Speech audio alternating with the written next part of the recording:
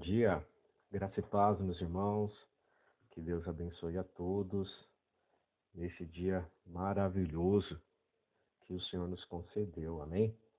Hoje daremos continuidade na leitura e exposição do livro de Salmos, nos capítulos 123, 124 e finalizando no capítulo 125. No Salmo 123, mostra que os peregrinos estão com os seus olhos fixos no Senhor, assim como os olhos dos servos estão fixos nas mãos dos seus senhores. Os servos precisavam estar sempre atentos aos gestos que indicavam as tarefas que deveriam fazer e realizar. Se não percebem o sinal, podiam ser castigados, de modo que acompanhavam cuidadosamente todos os movimentos das mãos de seus senhores. O povo do Senhor olha com a mesma atenção enquanto espera pelos movimentos de Deus e procura compreendê-los e interpretá-los. Encontramos imagens semelhantes lá em Hebreus, capítulo 12, versos 3, em que somos instruídos a olhar firmemente para o autor e consumador da fé, que é o nosso Senhor Jesus. Os servos observam os seus senhores por medo de serem castigados. Os cristãos fiéis, pelo contrário, mantêm os olhos fixos no Senhor, na esperança de receber dele misericórdia. O termo traduzido por misericórdia é de cunho jurídico. Era usado quando o réu declarado culpado pelo juiz pedia clemência ao tribunal. O salmista ora, portanto, como se Israel tivesse sido julgado e condenado por Deus. Todos nós estamos em uma situação semelhante e, por isso, precisamos buscar a Deus. Podemos, contudo, irmãos, suplicar por misericórdia, ainda mais confiantes do que o salmista, pois sabemos que Cristo é o nosso advogado junto ao Pai. No Salmo 123, o salmista descreve sua angústia causada pela humilhação daqueles que lhe oprimem. Este salmo foi escrito, provavelmente, durante o período do cativeiro, daí a linguagem mais serviçal estar empregada. Contudo, devemos ficar mais atentos à lição. O Salmo 123 nos ensina a depender de Deus, a esperar dele, de suas mãos, a nossa provisão e também o nosso socorro. Deus, irmãos, ele é poderoso para suprir nossas necessidades e cumprir o desejo do nosso coração. Ele é capaz de mudar e restaurar a nossa sorte. A situação de desprezo, vergonha e dor não precisa persistir para sempre em nossas vidas.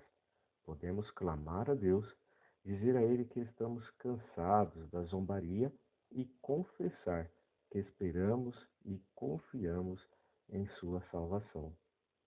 E finalizamos o capítulo 123 dizendo que ao perseverar em oração, não cedemos às tentações de resolver as coisas por nós mesmos ou de revidar a maldade do ímpio. Diante do trono de Deus, podemos derramar nossa alma e esperar o socorro do Senhor, porque em breve ele virá. Amém? Salmos capítulo 124, a partir do versos de 1 a 5. Às vezes Deus tolera, irmãos, que os inimigos de seu povo prevaleçam contra este, para que o seu poder possa ser visto de uma melhor forma na libertação dos oprimidos. Feliz é o povo cujo Deus é o Senhor, o Deus absolutamente suficiente. Além de aplicar este fato a qualquer libertação em particular, realizada em nossos dias e nas épocas antigas, devemos ter em nosso pensamento a grande obra de redenção realizada pelo Senhor Jesus, pela qual nós cristãos fomos resgatados de Satanás. Capítulo 124, dos versos 6 a 8, Vimos aqui que Deus é o autor de todas as nossas libertações e somente Ele deve ter a glória. Os inimigos colocam armadilhas contra o povo de Deus para levá-lo ao pecado e aos problemas. E para que possam retê-los nestes, às vezes parecem vencer. Porém, depositamos toda a nossa confiança no Senhor e não seremos confundidos. Os cristãos, irmãos, darão toda a honra de sua salvação ao poder, à misericórdia e à vontade de Deus. Somos libertos por essa verdade e olharemos para trás, maravilhados e agradecidos pelo caminho através do qual o Senhor nos dirigiu. Que possamos nos regozijar de que o nosso socorro para o tempo vindouro esteja naquele que criou os céus e a terra. No Salmo 124, irmãos, nós aprendemos que o salmista dá graças a Deus e testemunha de grande livramento concedido pelo Senhor. Este salmo provavelmente foi escrito por Davi em ocasião de algum socorro vindo do Senhor. De qualquer forma, a grande lição dele é: se o Senhor não estivesse do nosso lado quando os inimigos nos atacaram, eles já nos teriam engolidos vivos quando se enfureceram contra nós. Muitas são as adversidades e lutas que enfrentamos no decorrer da nossa vida, e muitas delas, muitos de nós chegam a perder o ânimo e a força, e acabamos então achando que é o fim. E quando clamamos ao Senhor Deus, Ele nos concede sua força e ajuda. Podemos dizer como salmista: como um pássaro escapamos da armadilha do caçador. A armadilha foi quebrada e nós escapamos. As muitas armadilhas do diabo preparadas contra nós são quebradas e destruídas pelo poderoso nome de Jesus. Portanto, irmãos, não temas, confie no Senhor e seja forte. Ele livrou e continuará nos livrando do mal. No Salmo 124, irmãos, entre os versos de 1 e 2, o escritor testemunha a proteção do Senhor. Ele pediu que a nação percebesse que sua vitória era devido à presença de Deus estar do lado dele. Em seguida, nos diz que o que teria acontecido se o Senhor não estivesse com ele, ou seja, as nações, em sua ira, os teriam destruído, declara Salmos, entre os versos 3 e 5. Após isso, irmãos, ele usou a imagem das águas do dilúvio. As águas turbulentas sugerem adequadamente a arrogância dos inimigos. Isso pode se aplicar várias vezes na história de Israel, mas pode afirmar a libertação do Senhor do cativeiro babilônico. Se o retorno do exílio está em vista, então Davi não era o autor. Nesse caso, pode ser um rei davídico posterior, ou seja, um sucessor de Davi. O salmista se volta para Deus em adoração, que não os abandonou, mas os ajudou a fugir. As armas dos inimigos foram comparadas a dentes e a uma armadilha para pássaros. E assim finalizamos o capítulo 124, amém? Iniciando o capítulo 125, entre os versos de 1 a 2, vimos aqui que, apesar de o Monte Sião ser bem menor que essas montanhas, parecia igualmente sólido e permanente para o povo de Jerusalém e os peregrinos. Não havia meio de abalá-lo, e ele permaneceria para sempre. O salmista resolve usá-lo, portanto, como uma ilustração. Os que confiam no Senhor são tão firmes e inabaláveis quanto o monte de Sião. A confiança dos judeus na estabilidade do Monte Sião era ainda maior porque eles sabiam que Deus não apenas havia criado o monte, mas também escolhido como local onde o seu templo seria edificado. Havia colocado sua bênção sobre aquele lugar e o faria permanecer. Os cristãos de hoje podem ter certeza semelhante de que os que Deus escolheu para abençoá-los é de quem também permanecerão para sempre. Em seguida, o salmista olha para os outros montes ao redor de Jerusalém, como os de Escopos, o Monte das Oliveiras e as colinas da Judéia. Para sua próxima ilustração, lembra aos ouvintes de como em redor de Jerusalém estão os montes, assim o Senhor em derredor do seu povo, desde agora e para sempre. Uma imagem tanto da segurança de Israel, a proteção do Senhor é tão permanente quanto os montes. Aleluia por isso, não é verdade? Capítulo 125, no versos 3, vimos aqui a confiança na promessa de Deus. Com isso, a história de Israel não foi assim tão tranquila. Em diversos períodos, a nação sofreu opressão tão severa quanto os dos africanos durante a escravidão.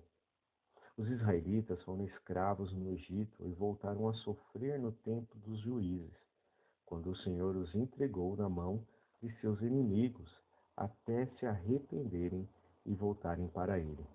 Ainda hoje, há quem negue o direito de Israel existir, infelizmente. Esse salmo, irmãos, nos lembra, porém, que enquanto Israel confiar no Senhor, Deus cumprirá suas promessas, e o cetro dos ímpios não permanecerá sobre a sorte dos justos. Aqui, o cetro representa o governo dos ímpios, provavelmente povos gentios que atacaram Israel, uma nação chamada para ser o povo justo de Deus. Essas nações, irmãos, talvez dominem Israel por algum tempo, mas ao contrário do Monte Sião, não permanecerão. Os justos não precisam preocupar-se. Deus não permitirá que os ímpios fiquem no poder indefinidamente, pois do contrário, até os justos podem corromper-se e começar a seguir o exemplo de seus opressores. A preocupação de Deus nos lembra a promessa de que o nosso Senhor fiel pode permitir que passemos por tribulações intensas, mas jamais deixará que desejamos e sejamos tentados além das nossas forças. Dos versos 4 a 5, quando o salmista pede ao Senhor: "Faze o bem, Senhor, aos bons e aos retos de coração", fala daqueles que têm uma atitude correta em relação aos outros e a Deus. São os mesmos indivíduos chamados de justos, lá no versículo 3. Temem ao Senhor e desejam andar em seus caminhos. Deus, irmãos, os tratará com misericórdia e bondade. Os perversos, por outro lado, são aqueles que se recusam a andar pelos caminhos retos definidos por Deus. O salmista, então, adverte que, no final, eles serão julgados e banidos da presença de Deus, juntamente com todos os outros malfeitores. Esses também não permanecerão. Depois de contrastar o destino dos justos e dos perversos, o salmo termina com uma súplica por paz sobre Israel. Sem paz, nenhuma nação ou povo pode desenvolver-se adequadamente e prosperar. E a fim de fazer o bem a Israel, o Senhor também precisa conceder-lhe a paz. Os escritores, irmãos do Novo Testamento, sabiam muito bem disso. Daí incluíram a paz em suas bênçãos às jovens igrejas, como vimos em Romanos, capítulo 1, verso 7, Gálatas, capítulo 6, versos 16, 2 Pedro, capítulo 1, versos 2, 1 Coríntios, capítulo 7, versos 15, Hebreus, capítulo 12, versos 14, Tiago, capítulo 3, versos 18. Todas essas são referências maravilhosas para melhor entendimento. Então, irmãos, aprendemos aqui no Salmo 125 que o salmista compõe um dos belos e famosos salmos da Bíblia. O Salmo 125 é conhecido e recitado por cristãos de todo o mundo, em todas as línguas e épocas, e não é sem causa. Nele há uma clara diferenciação entre a maneira que o Senhor Deus trata o justo e o ímpio. Por exemplo, o cetro dos ímpios não prevalecerá sobre a terra dada aos justos. Isto é, o poder, a autoridade, a sabedoria, planos ou influência dos ímpios não prevalecerão contra a Igreja de Deus e aqueles que fazem parte delas. Amém? O Senhor Jesus, então, irmãos, ratificou este pensamento ao dizer: edificarei a minha igreja e as portas do Hades não poderão vencê-la. Mateus capítulo 16, versos 18.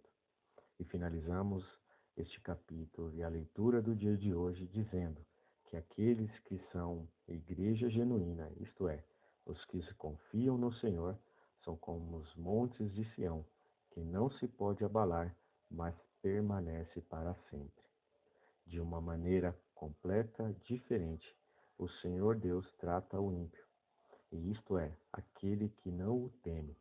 Mas aos que se desviam por caminhos tortuosos, o Senhor infligirá o castigo dado aos malfeitores. Portanto, irmãos, não desanime de temer ao Senhor. À sombra de suas asas você estará bem seguro e sua alma permanecerá firme. Amém? E com isso, irmãos, nós finalizamos a leitura e exposição do livro de Salmos, capítulo 123, 124 e 125, conforme o cronograma de leitura do dia. Que os irmãos tenham um excelente dia, uma excelente leitura e meditação das Sagradas Escrituras e que Deus fale melhor aos corações dos irmãos. Um forte abraço e até amanhã, se Deus assim o permitir. Fiquem com Deus, amados irmãos. A paz.